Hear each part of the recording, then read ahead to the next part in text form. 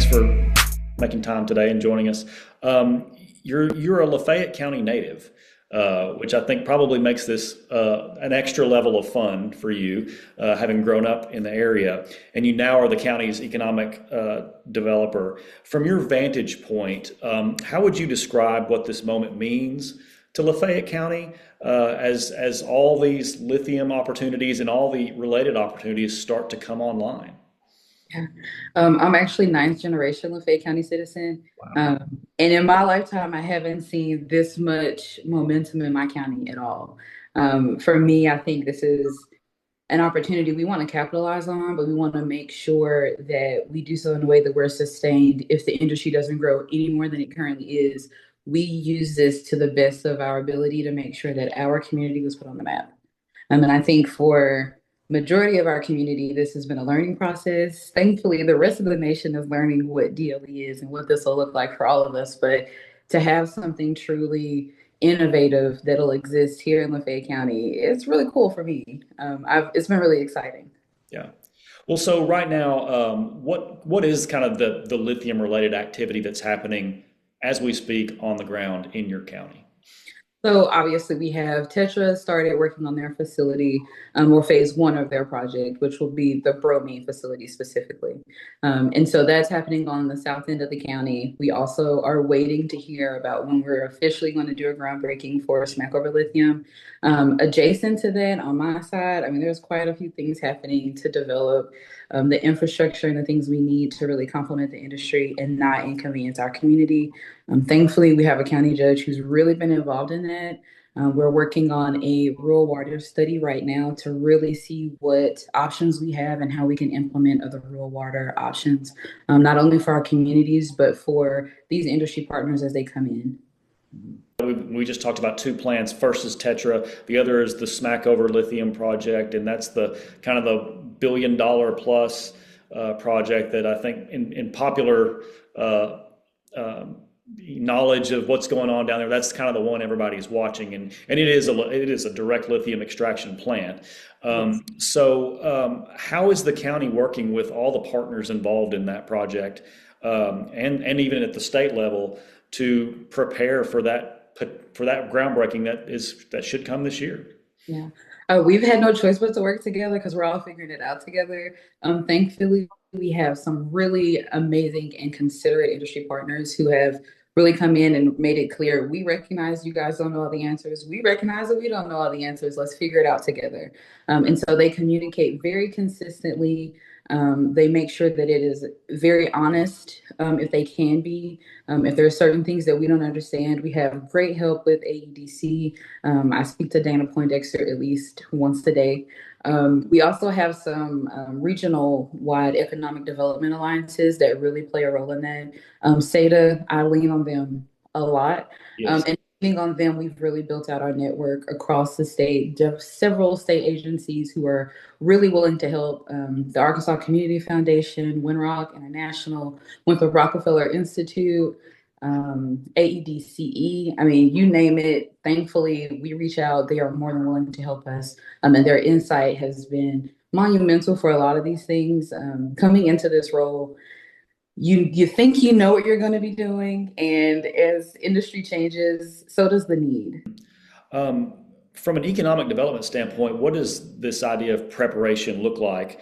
Whether it's you're preparing on several fronts, right? You've got workforce readiness issues, you got site development, housing, utilities, transportation. So, what does that kind of day-to-day preparation mode look like to you?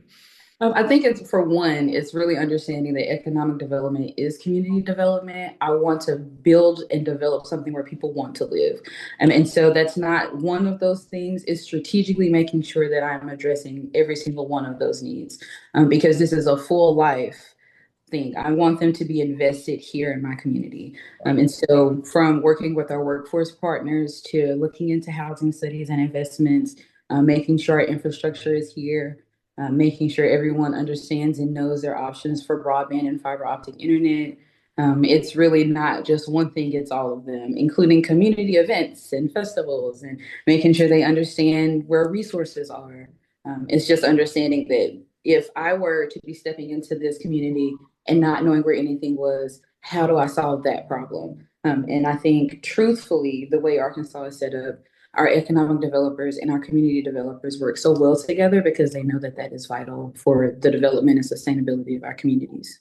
Right. Well, how are you working with local businesses then, landowners and residents, to ensure that they understand the opportunities and also kind of the pace of change that this may bring, right? There's a lifestyle that has been happening in that area for a long time, and this is new and different. And so, how are you working with them to sort of prepare and just kind of deal with all the change that this brings to?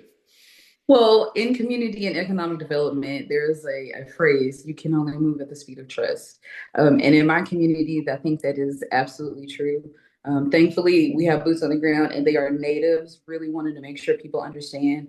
But that looks like bringing in resources that aren't here in Lafayette County, showing them that capacity may be where there's opportunity for them.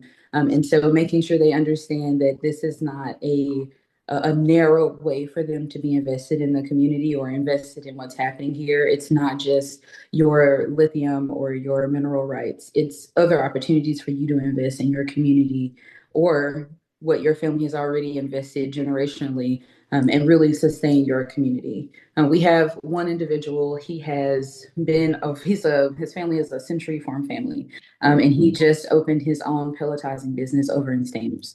He pelletizes chicken litter, and it's literally the coolest thing I've ever seen. Yes, I've heard of this. Yeah. Yes, and it's a zero waste facility, and truly something sustainable, but also within the poultry industry. Again, truly meeting where legacy and innovation can collide. Truly, I mean, it's easy to be proud of my community when they're doing things that truly speak to who they are and the heart of their family. One of the big discussions around all of this has been workforce, and it's a statewide issue too, right? We've got workforce challenges that we're working through, and a lot of big efforts to raise up our workforce and meet a lot of the job needs that we have today. What are the skills or talent gaps you see in Lafayette County, particularly, that you're working on and trying to close for the benefit of the lithium industry, but all the other industries that may play in the county? Honestly, I don't even think it's necessarily a talent gap. I think it's a proximity gap. Okay. Our workforce leaves our county every single day to Uh, support every community around us and other states. Obviously, being uniquely placed, Lafayette County is very close to the state line for Louisiana, but we also can cross over into Texas very easily. And right now, if we're looking at the workforce that exists here, they are leaving this area to support other economic investments in other communities. And I think right now the issue has been to get any of this training, to do any of these jobs that pay you well, you have to leave this area to do it. And so proximity has always been the issue for me. And the very first thing I want to address is bringing something locally to where our community has access to that training first. If the jobs will be here, they just need access to the training to get from one position to the next. And working with the talent pipeline management. We went through that academy and really learned how we can help our workforce pivot from one position into a completely different industry with very minimal training. And I think that's something we'll definitely be utilizing here in Lafayette County. And thankfully, our industry partners have been very clear. If they're going to have any of their team coming in to work here in Lafayette County that don't already live here, they will be moving to live here in Lafayette County. oh, wow. And so, again, it's also important that we create a place where they want to come and stay. And they don't regret leaving where they currently are. Yeah. Well, tell me just a little bit about Lafayette County for just a moment. I mean, we've talked about some of these issues before, but like what it's a nice place, right? Like what is there? What's great about your county? So we've recently been doing a lot of branding, and I'm learning a lot. Yeah. We have two restaurants who are on the top 20 list of best restaurants in the state of Arkansas. Get and Go over in Stamps, and we have Burgess here in Louisville. Both of them are very hugely popular, always very full. Outside of that, most people that come to Lafayette County, if you're not working, you're coming here to hunt, to be outside, to spend time with your family. We have a lot of history here as well.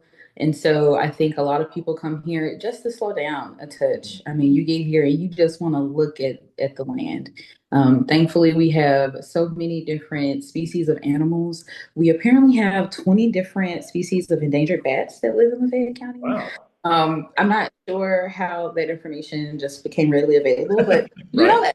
that. Yeah. Um, again, we're learning so much here, but I think what I recognize very quickly is that there are so many people like me who are deeply rooted here, who came back to do the exact same type of work that I'm doing, from multiple different facets, from our athletic director, who was a former student.